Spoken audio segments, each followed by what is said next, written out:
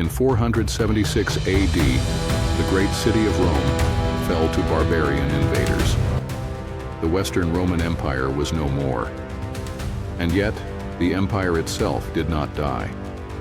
To the east, beyond the crumbling ruins of Rome, the flame of civilization still burned.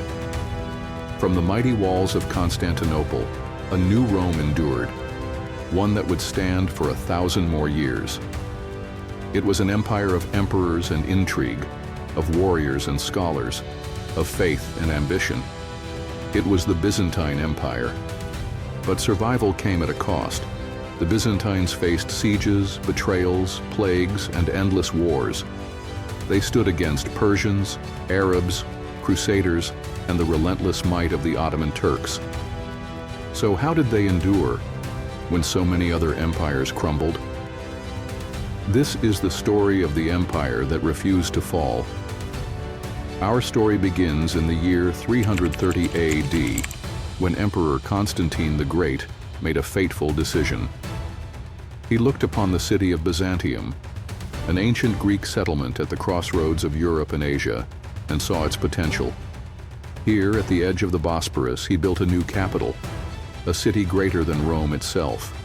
He named it Constantinople.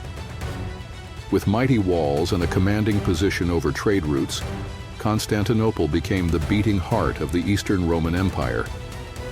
But for centuries, Rome remained the empire's center, until 476 AD, when the Western Roman Empire fell. With the fall of Rome, Constantinople stood alone. To the west lay chaos, barbarian kingdoms rising from the ruins of Rome. To the east, the powerful Persian Empire eyed Byzantium with growing hostility. Yet, against all odds, the Eastern Roman Empire survived, and over time it became something new, a fusion of Roman governance, Greek culture, and Christian faith. It became Byzantium. One man would come closer than any other to restoring Rome's lost glory, Justinian I. Rising to power in 527 AD, Justinian had a vision: to rebuild the Roman Empire. And with his brilliant general Belisarius, he launched an ambitious campaign to reclaim lost lands. From the shattered ruins of the Western Roman Empire, Justinian took back North Africa from the Vandals. He reconquered Italy, bringing Rome itself back under imperial rule. But Justinian's ambition went beyond conquest. He built the Hagia Sophia, a breathtaking church that still stands today. He created Justinian's Code, a legal system that shaped European law for centuries. Yet his reign was far from easy.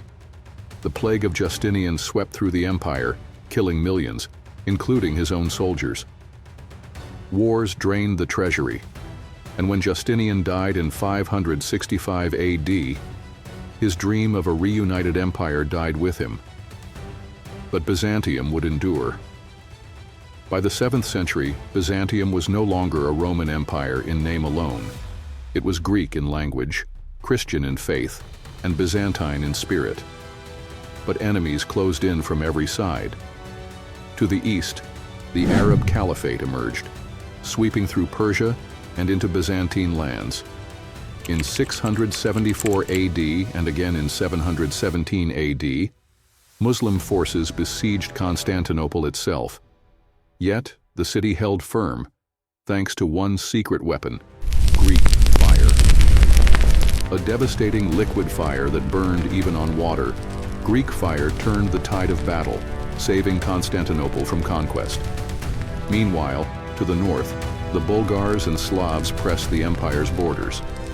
But Byzantium adapted, forging alliances, building new armies, and even converting its enemies to Orthodox Christianity. For centuries, the empire survived by a delicate balance: military strength, diplomacy, and the sheer resilience of Constantinople. By the 10th century, Byzantium was no longer just surviving, it was thriving. Under emperors like Basil II, the empire expanded its borders once again. Trade flourished. The arts and sciences thrived. The empire's influence spread across the Christian world. For a moment it seemed as if Byzantium had regained its ancient strength. But danger lurked on the horizon. In 1071, at the Battle of Manzikert, the Byzantine army suffered a catastrophic defeat against the Seljuk Turks. The empire's heartland in Anatolia was lost, and Byzantium was never the same again. A new enemy had arrived. Desperate for help, the Byzantine emperors called upon Christian Europe.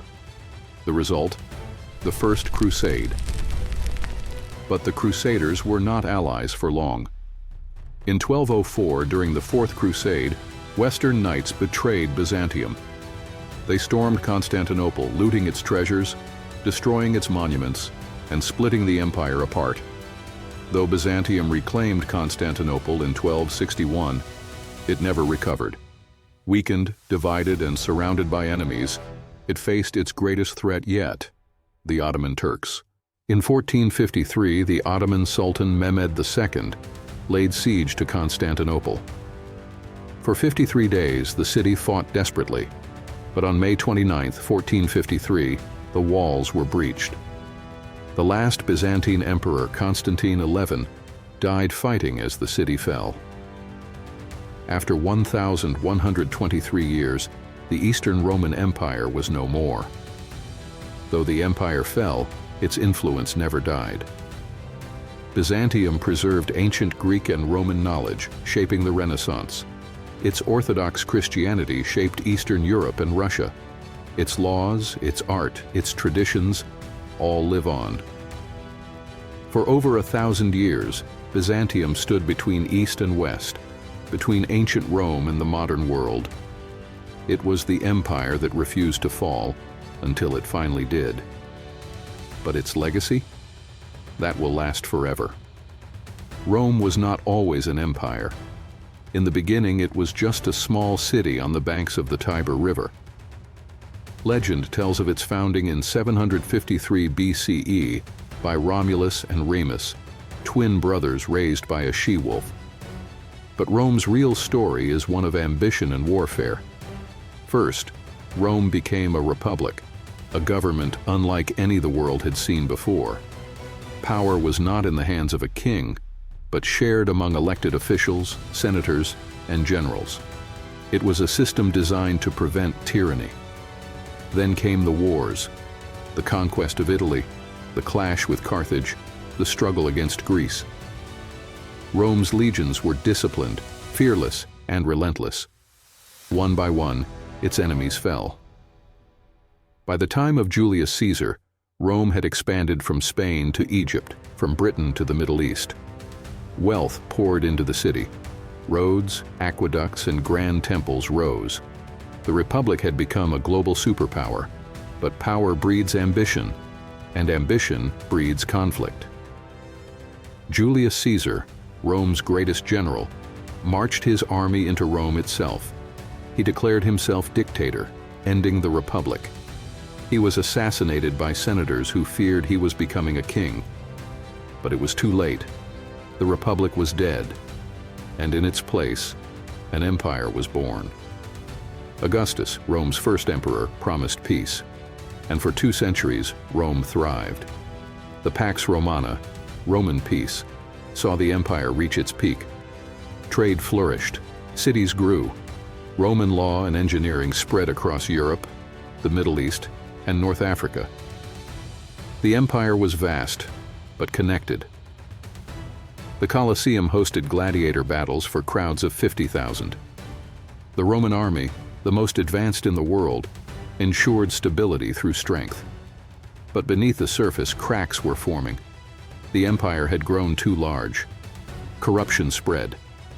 Some emperors ruled wisely: Trajan, Hadrian, Marcus Aurelius. Others, Caligula, Nero, Commodus, ruled through terror and madness. The signs of decline were appearing. But Rome ignored them. And then, the fall began. Empires do not fall overnight. Rome's collapse took centuries, but the causes were clear. Emperors were overthrown, assassinated, or bought and sold. The empire became unstable.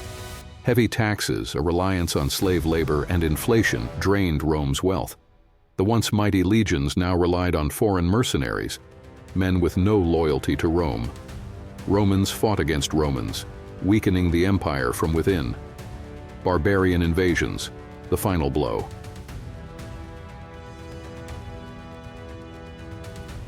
By 476 CE, the last Roman emperor was overthrown. The Western Roman Empire was no more.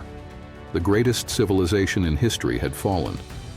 But its legacy was just beginning. Empires rise. Empires fall. Rome's leaders ignored the warnings. They overstretched, overspent, and lost sight of the people they ruled. And in the end, the empire crumbled.